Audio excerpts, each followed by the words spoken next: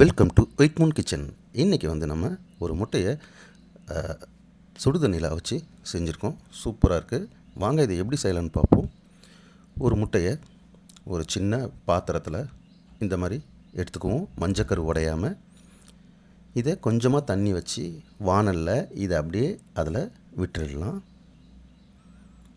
So 4 புறமும் சேர்ந்து அந்த லிக்யூடு ஃபார்ம் ஆகிற வரைக்கும் சும்மா லைட்டாக நான் பார்க்குறேன். இப்போ கொஞ்சமாக தான் தண்ணி வச்சுருக்கேன். அதில் இந்த முட்டையை மஞ்சக்கரு உடையாமல் அதில் ஆட் பண்ணிடலாம். ஸோ இதே மாதிரி மற்ற 4 முட்டையும் நான் இதில் சேர்த்துட்டேன். இப்போ இதுக்கு சிம்பிளாக செய்யணுன்னா வானலில் கொஞ்சமாக ஆயில் விட்டுக்கலாம். கடுகு, சீரகம் சேர்த்துக்கலாம். கொஞ்சம் பூண்டும் சேர்த்துக்கலாம். 2 பச்சை மிளகாய் கீரி சேர்த்துடலாம். 2 வெங்காயம் சின்ன சின்ன பீஸாக கட் பண்ணி வச்சுருக்கேன், அதையும் இதில் சேர்த்துக்கலாம்.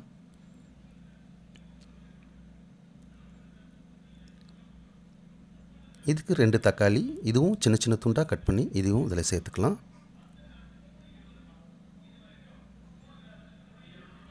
நல்லா வெந்துருச்சு. இப்போ கொஞ்சமாக தயிர் சேர்த்துக்கலாம். இதையும் நல்லா மிக்ஸ் பண்ணிக்குவோம். ஒரு 2 ஸ்பூன் காஷ்மீர் மிளகாய் தூள் இதில் சேர்த்துக்கிட்டேன். இதையும் நல்லா கலந்து விட்டுக்கலாம்.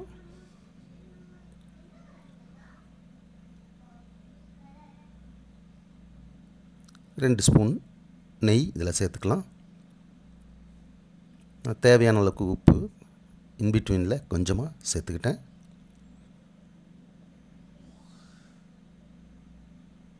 பாருங்கள், கிரேவி சூப்பராக வந்திருக்கு.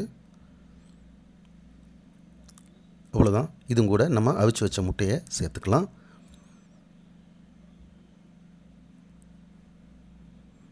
அவ்வளோதான். இவ்வளோ சிம்பிளான ஒரு மெத்தடில் நம்ம முட்டை கிரேவி பண்ணியிருக்கோம். நீங்களும் இந்த மாதிரி ஒரு முறை ட்ரை பண்ணி பார்த்துட்டு கமெண்ட்ஸில் சொல்லுங்கள்.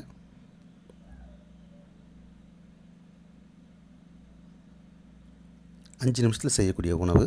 நீங்களும் ஒரு முறை ட்ரை பண்ணி பாருங்கள். பார்த்துட்டு கமெண்ட் சொல்லுங்கள். தேங்க்யூ.